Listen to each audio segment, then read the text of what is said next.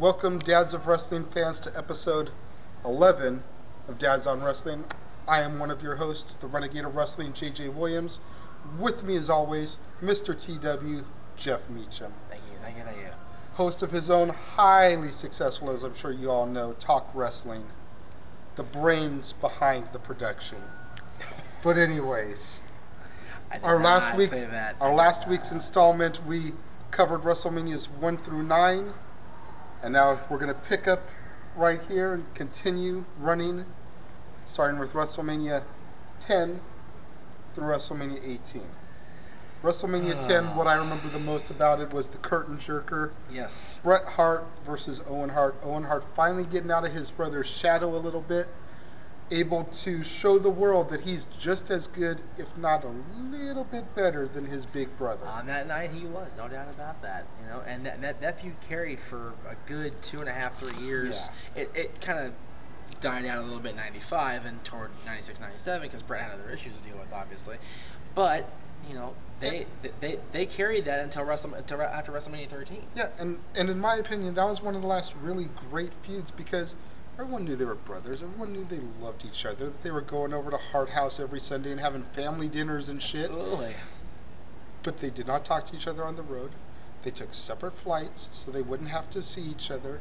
They played the angle. They made up. us believe. Yes, they made us believe in a world where everyone knows it's fake. Everyone knows that it's scripted. They made us believe that they were really having family turmoil. Yep, fraternal issues. And then, of course, you had Bret defeating Yokozuna at the end of the night. You had Luger, Yokozuna, Mr. Perfect referee debacle. You had Shawn versus Razor at WrestleMania 10, which the ladder match. You know what? Everybody talks about that match and beats it to death with an ugly stick made for a horse. Seriously, it was one of the greatest matches of all time. It was the trend setter. But in today's market, with these ladder matches aplenty, it just doesn't seem as special anymore to me. Yes, it doesn't.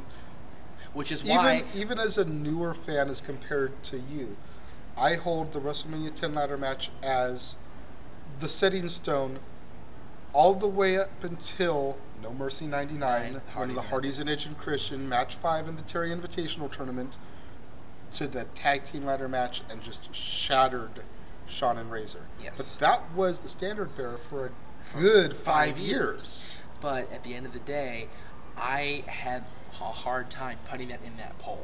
Yeah. Because it's like, do we really want to sit through a match that we've all seen 100 times, over and over again? But it's a definitive WrestleMania moment. It is. But so and especially when we're talking about Shawn Michaels' story career. Right, but also the first two matches everyone thinks about. I hate to keep cutting you off. That's okay, no worries. But the first two things everyone thinks about for Shawn Michaels is Iron Man ladder. And Iron Man just too goddamn long. Then comes Ric Flair, then comes Undertaker. Right. And it's almost in that order. Iron Man, ladder, Flair, Taker. Yeah, and Undertaker's not just WrestleMania, it's all their battles. Royal Rumble, Hell in a Cell, Ground Zero. The Undertaker Shawn Michaels story is just an awesome one to tell. But WrestleMania-wise, that one did end up winning the poll. At least it was winning last time. Actually, we haven't closed the damn poll yet. It's not WrestleMania yet, baby. We're probably not going to close it until we get another, couple weeks in, yeah. So WrestleMania 10 led to all those things, and then we led into 11, which Shawn took that main event kick in the butt and went, all right, I'm going to win the Royal Rumble. I'm going to challenge my friend Big Daddy Cool for the WWF Championship in the sub-main event. Because LT's got to get the big payday. Wow. Granted, LT did a phenomenal job for his little training that he had. Yes. No question. But when you have the guys that are carrying the company on their backs, and it's quite a load to carry because the WWF 95 sucked all kind of balls. Okay? For them to be relegated to a semi-main because LT came in for a big payday and they had to pay all those damn football players. Including future Four Horsemen, Steve Mongo McMichael. That is today's fail. I think right there. I don't know. I think I can top you, but we'll wait till we get there. We'll get there. We'll get there. For 11, Mongo McMichael is the fail. No, for 11, LT.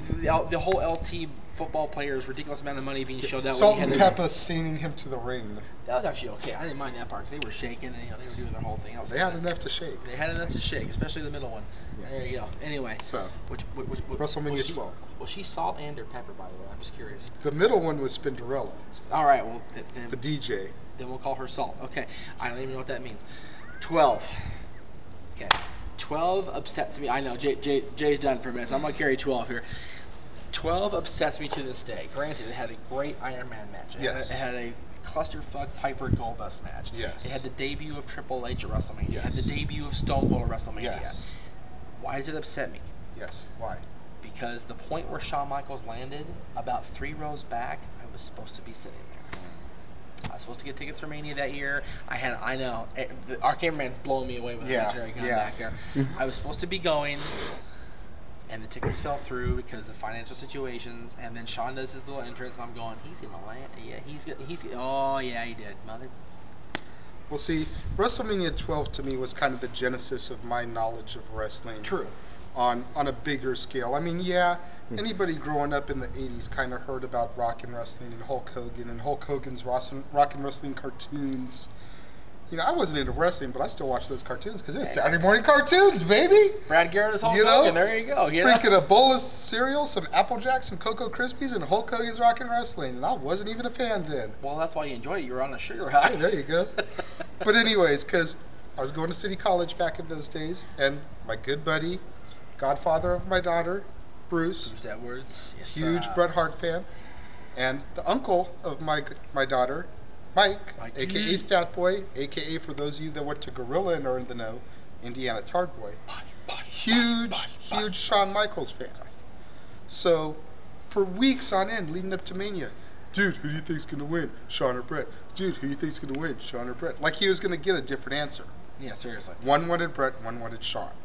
I was indifferent. I was the guy, dude, wrestling is gay. It's a bunch of guys in Speedos and baby oil wrestling around on the mat touching each other. You're queers. Well, we both walked off. That's a first. There you go. We both walked off at the same time. Fast forward 5 years, I'm co-hosting one show and I have my own on YouTube. So, 5 years. You know, I'm the fail. Yeah. 5 years. Yeah. No, WrestleMania 12 was 96. So yeah, and this is 2011. 15 years. You said 5. Oh, shit. WrestleMania 12's fail today is from JJ himself. There you go. WrestleMania 12, there was no fail except I lost my tickets and Jay messed up on his math. That's okay. So Jay's memory shit and his math not so good either. My math is awesome when it comes to money, but you put down, fractions and all that other shit, and I just fail. So fractions. So 5 out of 5 is 1. So how do you? Yeah, Yeah. Hey, okay. I'm still a firm believer that 1 + 1 makes 11. That's right, baby. You stand them next to each other and it does. Just saying. WrestleMania 13. You cannot look past Bret Hart and Steve Austin. No. That was the whole story of the night. Yes, you had Sid Taker. Yes, you had Triple H Goldust. Yes, you had the tag battle between the Cornette's camp and Vader and not Vader when Mankind was Cornette's camp. No, it wasn't. Vader and Mankind. Oh, and Bulldog. That's right. Yes. God, I'm so tired. And you had all these great things, but at the end of the night, the image of Steve Austin with his bloody forehead and face passing out from the sharpshooter will be the definitive moment of that WrestleMania. Especially since they turned it into a T-shirt, the old school Blood from a Stone shirt. You know what? I had that shirt for the longest time. I had to sell it on eBay for money, but I regret that to this day. Well, that in fact I'm about 2 sizes bigger than that now. So yeah, big picture, it didn't matter anyway.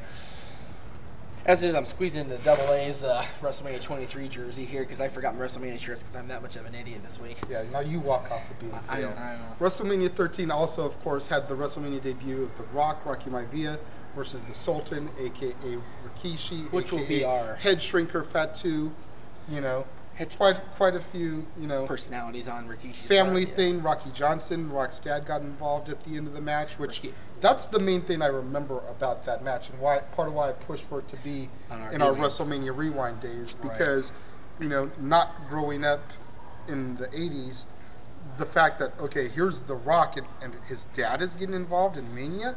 Awesome! I marked out huge for that the first time I saw it. I'm just so glad in the interim of whatever it was, 11 years, Rocky cleaned himself up a little bit for the Hall of Fame induction because he was a mess in '97. Hey, and Rocky Johnson didn't go on to be a bargain basement Ed McMahon on the Abraham Washington show. I'm just throwing that out there. WrestleMania 14. Shawn and Steve. Yeah. Shawn and Steve, The Undertaker, dumpster match. Kane, any of those. You can take anything from that WrestleMania and It was an awesome Mania. Except for The Rock, Jennifer Flowers. That's the fail of that WrestleMania right there. I'm sorry. I love The Rock. Hey, The Rock and all his pimpdom though was just throwing catchphrase after catchphrase. Watch Jennifer, it's People's Champion. It's like, that's super Rock. That's great. Just, yeah. Anyway. So Jennifer, you smell what The Rock is cooking? She's like, yeah, it smells like Arkansas. Anyway, wow. Well, of course, Jennifer, anything smells like Arkansas after that, you know. Owen and Hunter. Owen and Hunter, yeah. That was another great, with Chyna and Slaughter. Yeah, and Slaughter handcuffed. And then we come to 15, and JJ's first watching that night.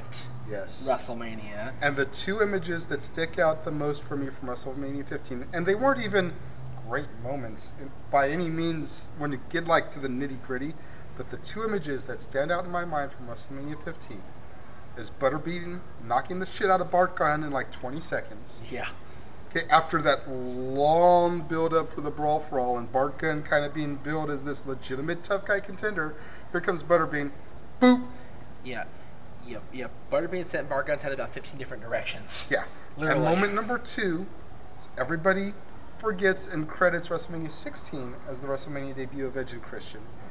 The Brood descending from the rafters to the top of the cell, lowering the noose through the cell for the Undertaker to hang the big Boss Man. Rest in peace, Boss Man. But those two images are the ones that got ingrained in my skull there for the first time watching, because they were the most spectacle out of that show. Which is why then you had like the epic fail of D'Lo Brown and Test against versus Owen and Jarrett. Yeah. It's like, dude, they won a battle royal on Heat and were the last 2 men in the battle royal, and they get a tag shot. They'd never teamed together before. They were nothing. They were fighting at the end of the battle royal. Like, oh wait, we won. It's like, and you expect us to win the belts? Come on, seriously. Where's the legitimate team? You had them then. And then you have 2000. Yes. I was there. I wasn't, because my first live event was the Raw the night after, yes. We had contemplated getting tickets, but we couldn't justify spending the hundreds of dollars that they want for WrestleMania tickets when we were just scratching the surface of our fandom. Well, the great part about that was my friends went to SmackDown that was in LA, or whatever it was, the previous October, I think it was. Priority seating for WrestleMania. So we got so we got the little pamphlet in the mail, and it's okay, we got these tickets. So I sat in the front row of the 400 section, which was not expensive tickets, and I was right on top of the entrance where I saw Jericho turn around and do his thing. He looked up like right at me pretty much. That was cool.